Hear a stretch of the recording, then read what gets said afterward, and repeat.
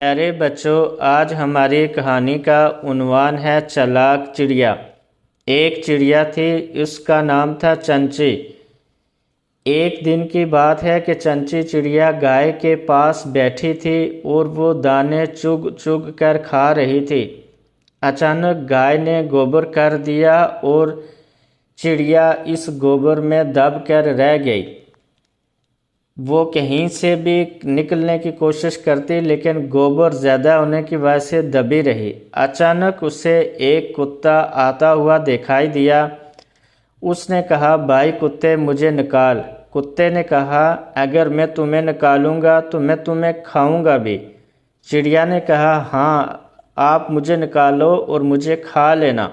کتے نے چڑیا کو گوبر سے نکالا اور اب چڑیا نے کہا، مجھے دھو لو پھر تم کھا لینا۔ کتا اسے نل پر لے گیا اور چڑیا کو پانی کے ساتھ دھویا۔